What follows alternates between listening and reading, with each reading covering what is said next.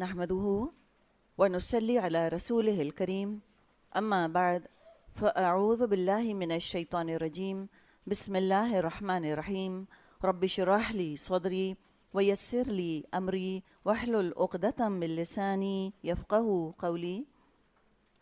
سورت القلم مکی صورت ہے، 2 رکوع ہیں اور 52 آیات ہیں.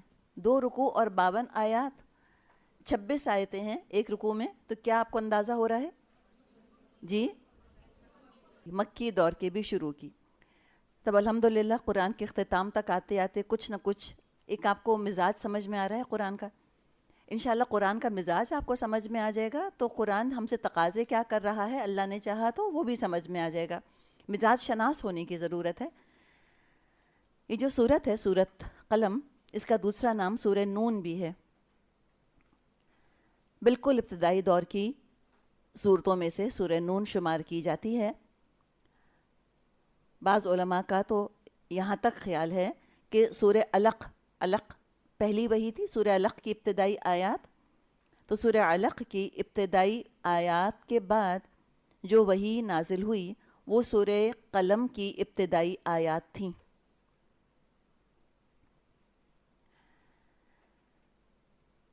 اب یہاں پر ہم دیکھ رہے ہیں کہ یہ جو سورت ہے یہ مقطعات سے شروع ہو رہی ہے. تھوڑی سی بات مقطعات کے بارے میں کر لیتے ہیں پھر آگے چلیں گے، اس لیے کہ یہ آخری سورت ہے جو مقطعات سے شروع ہوئی. اس سے پہلے کبھی ہم نے تفصیل سے بات تو نہیں کی مقطعات کے بارے میں. قطع تقطعو کا مطلب ہوتا ہے ٹکڑے ٹکڑے کر دینا. تو یہ ٹکڑے ٹکڑے ہوئے ہوئے الفاظ، یعنی ان کو حروف کی طرح پڑھا جاتا ہے، پورا ان کو پڑھا جاتا ہے.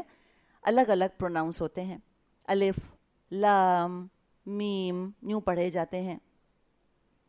حقیقی معنی اللہ اور اللہ کے رسول کے سوا کوئی نہیں جانتا. نہ کبھی صحابہ نے اس کے بارے میں کھوج کرید کری. لیکن اگر کسی غیر فرض آیت کے بارے میں، غیر فرض آپ سمجھتی ہیں وہ آیت جس میں کہ کوئی فرض بیان نہیں کیا گیا، ان میں متشابہات بھی آتی ہیں اور مقطعات جو ہیں متشابہات میں شامل ہیں. تو متشابہات کے بارے میں جہاں قرآن اور حدیث خاموش ہیں وہاں پہ پھر لوگوں نے اپنی اپنی رائے کا اظہار کر دیا. رائے کس طرح کی؟ بے ضرر قسم کی علمی رائے، کوئی انٹلیکچوئل پرسوٹ میں انہوں نے کوئی اپنی باتیں کہیں. یعنی انہوں نے متشابہات سے کوئی حکم نکالنے کی کوشش نہیں کی، کوئی انہوں نے حقائق نکالنے کی کوشش نہیں کی. صرف کیا، ایک علمی رائے، انٹلیکچوئل ایکٹیویٹی جس کو کہہ لیجئے آپ، علمی دلچسپی کے طور پہ چند باتیں کہی ہیں. آپ مان لیں الحمدللہ، نہیں مانے الحمدللہ، کوئی ہمارے ایمان پر اس کا فرق نہیں پڑے گا. تو جو لوگوں نے تحقیقات کی ہیں اس سے چند دلچسپ باتیں سامنے آئی ہیں. مناسب ہے کہ اب ہم آخری سورت پر پہنچے ہیں جو مقطعات سے شروع ہو رہی ہے، تھوڑی سی بات کر لیں. عربی زبان میں جو حروف تہجی ہیں وہ ہیں 29 اور 29 صورتیں ہی مقطعات سے شروع ہوتی ہیں. 29 صورتیں قرآن میں مقطعات سے شروع ہوتی ہیں. 3 صورتیں ایک ایک حرف سے شروع ہوتی ہیں. 9 صورتوں کے شروع میں 2 حروف ہیں. 13 صورتیں 3 حروف سے شروع ہوتی ہیں، الف لام میم، الف لام را ایسے. 2 صورتوں کے ابتدا میں 4 حروف ہیں، جیسے الف لام میم صاد، الف لام میم را. تو یہ 2 صورتیں ہیں. اور 2 ہی صورتیں ایسی ہیں کہ جو 5 مقطعات سے شروع ہوتی ہیں. ایک تو سورہ مریم کاف ہا یا عین صاد، اور دوسری سورہ شورا اس میں ہا میم عین سین قاف. ہیں تو 5 لیکن 2 آیتیں مقطعات پر مشتمل ہیں. اب آپ کہیں گے دہرائیے. جی ہاں، جد نہیں دہرا رہی میں، اس لیے کہ یہ ایسی کوئی چیز نہیں کہ جو آپ کے لیے فرض ہو. آپ ایک دوسرے سے دیکھ لیجئے گا اس کو، ٹھیک ہے. ایک تو یہ رائے ہے، یعنی رائے نہیں، یہ ایک آبزرویشن ہے، مشاہدہ. اب کیا ہے مقطعات، اس کے بارے میں چند آراء ہیں جن کی بات کر لیتے ہیں. ایک رائے یہ ہے کہ یہ جو مقطعات ہیں یہ صورتوں کے نام ہیں. اگر ہم دیکھیں تو جزوی طور پہ تو یہ بات ٹھیک ہے، جیسے کہ نون، صاد، قاف، یاسین، طہ، یہ صورتوں کے نام بھی ہیں، یہ مقطعات بھی ہیں، تو جزوی طور پر پارشلی تو یہ بات درست ہے، لیکن سب کے ساتھ تو ایسا نہیں ہے، یہ بھی ہم جانتے ہیں۔ دوسری رائے وہ یہ ہے کہ یہ جو کچھ حروف پڑھنے کا طریقہ ہے، الف لام میم عین سین قاف، اس طرح کے الفاظ، یہ عربی زبان میں اور عربی شاعری اور عربی خطبوں کا جانا پہچانا انداز تھا۔ جیسے ریڈیو چینلز میں کہتے ہیں نا FM 100 مثال کے طور پہ، بس یہ کچھ ان کے ہاں جانا پہچانا انداز تھا، اسی لیے ہم یہ دیکھتے ہیں کہ یہ ایک عام اسلوب تھا عربوں کا۔ اسی لیے جب یہ الفاظ، یہ حروف قرآن میں نازل ہوئے تو کسی نے ان پر تنقید نہیں کی کہ لو یہ کیا بات ہوئی، نہ کسی نے ان کے بارے میں سوال کیا۔ اس کا مطلب ہے کہ وہ اس سٹائل سے ہو سکتا ہے فیملیئر ہو، جانا پہچانا انداز ہو۔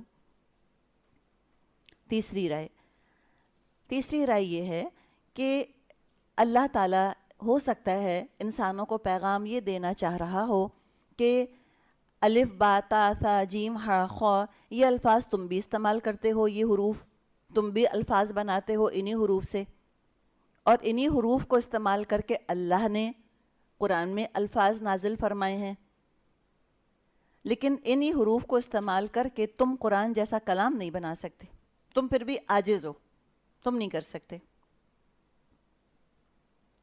چوتھی رائے یہ عبداللہ بن عباس کی رائے ہے رضی اللہ عنہما۔ وہ یہ کہتے ہیں کہ یہ جو مقطعات ہیں یہ دراصل پورے سینٹنسز کا ایبریویشن ہے، یہ پورے جملوں کا مخفف ہے۔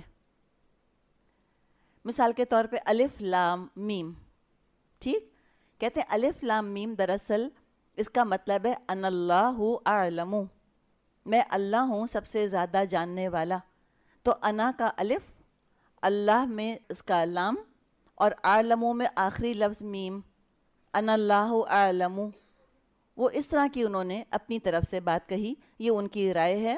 اکثر مفسرین نے اس کو قبول نہیں کیا، کہتے ہیں ہم نہیں مانتے کہ یہ جو مقطعات ہیں یہ جملوں کا مخفف ہیں۔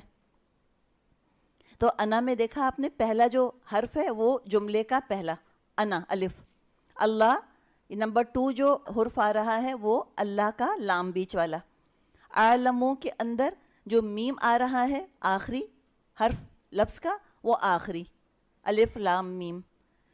تو ٹھیک ہے، ایک دلچسپی کے طور پہ سن لینے میں حرج نہیں، لیکن کوئی اس پر اعتقاد رکھنا وہ بھی کوئی ہمارے لیے ضروری نہیں۔ یہ تو ہم نے چند قدیم مفسرین کی آراء کے بارے میں بات کی۔ جو جدید مفسرین ہیں ان میں مولانا حمید الدین فراہی رحمۃ اللہ علیہ کا نام بڑا مشہور ہے۔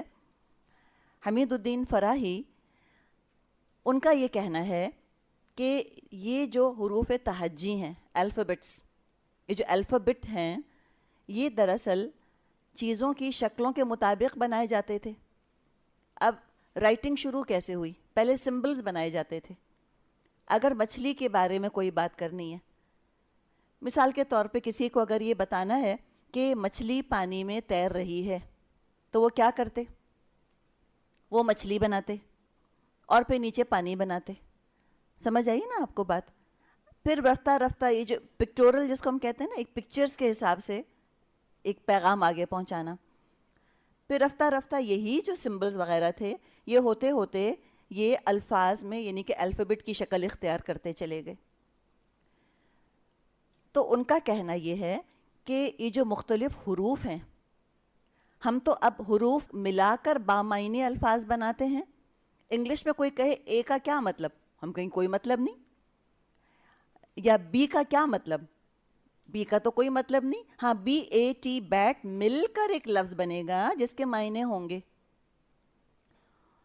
حمید الدین فراہی یہ کہتے ہیں کہ قدیم زمانے میں ہر حرف کا اپنا اپنا مطلب ہوتا تھا۔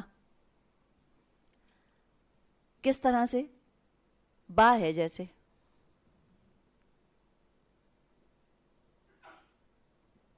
با اس کا مطلب ہوتا تھا بیت، گھر،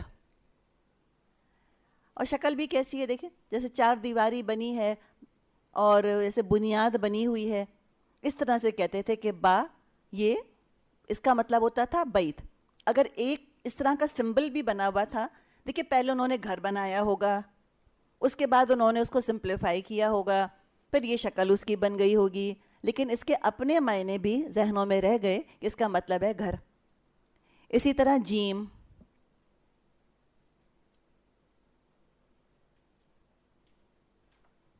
جیم یہ اونٹ کے سر کی طرح، جیسے اونٹ کا سر ہے، بیٹھا ہوا اونٹ ہو تو یہ سمجھیں یہ ایسے اونٹ کا منہ ہے اور یہ اس کی لمبی سی گردن ہے اور یہ اس کی باڈی ہے. تو وہ کہتے تھے کہ یہ جیمل کے لیے استعمال ہوتا تھا. جیمل عبرانی زبان میں، ہیبرو لینگویج میں اونٹ کو جیمل کہتے ہیں، عربی میں جمل کہتے ہیں. اور وہ کہتے ہیں عبرانی اور عربی یہ سب بہنیں ہیں، ملتی جلتی زبانیں ہیں. پھر پانی، پانی جیسے کہ لہراتا ہوا ہوتا ہے، پانی کو مویا کہتے ہیں عربی زبان میں. ماں ان تو پڑھا ہے آپ نے، ماں پانی. اب یہ جو لہراتا ہوا پانی بنایا اور جب اس کو انہوں نے شارٹ کیا، وہ ایوالو ہوتا چلا گیا، ہوتا چلا گیا. اب کیا شکل بن گئی؟ میم.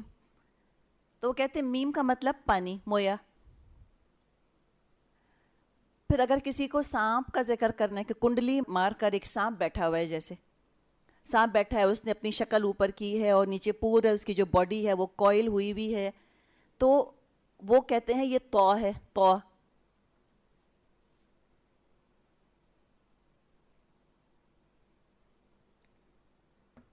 تو کہتے ہیں تو یہ سانپ کے لیے استعمال ہوتا تھا لفظ. اب اسی طرح جیسے ہم نے بات کری کہ کسی کو یہ بتانا ہے کہ ایک مچھلی ہے اور وہ پانی میں تیر رہی ہے. اب وہ جب یہ سمبلز ہیں، جب یہ ایوالو ہوتے گئے مختصر ہوتے چلے گئے، تو فائنلی کیا شکل بنی مچھلی کی؟ کہ مچھلی پانی میں ہے. ظاہر ہے مچھلی پانی ہی میں تو ہوتی ہے. نون. تو حمید الدین فراہی کا کہنا یہ ہے کہ صورتوں کے آغاز میں جو یہ مقطعات آ رہے ہیں، جن صورتوں کے آغاز میں جس طرح کے مقطعات آئے ہیں، ان صورتوں میں انہی چیزوں کے متعلق ذکر بھی کیا گیا. بات سمجھ میں؟ جیسے کہ اب الف ہے، الف کو وہ کہتے ہیں یہ گائے کا سر ہے. جیسے اب اللہ عالم کے الف گائے کا سر کیسے ہو گیا، یا الف جو ہے وہ اللہ کے لیے بھی استعمال کرتے ہیں. تو ان کا یہ کہنا ہے کہ سورہ بقرہ الف لام میم سے شروع ہوتی ہے، تو اس میں دیکھیے اس میں اللہ کا ذکر بھی آیا ہے، گائے کا ذکر بھی آیا ہے. پھر میم سے آپ دیکھیں پانی کے، موسیٰ علیہ السلام جب گئے ہیں اور سمندر پھٹا ہے، اس کا ذکر بھی سورہ بقرہ میں آتا ہے. تو اس طرح سے ان کی رائے ہے، کوئی ہم پہ ہمارا ایمان لانا فرض نہیں. پھر وہ یہ بھی کہتے ہیں کہ دیکھیے جو صورتیں تو سے شروع ہوتی ہیں، تو سین میم یا طٰہٰ، ان میں کیا ہے؟ موسیٰ علیہ السلام کے عصا کا سانپ بن جانا، اس کا ذکر آتا ہے ان صورتوں کے اندر.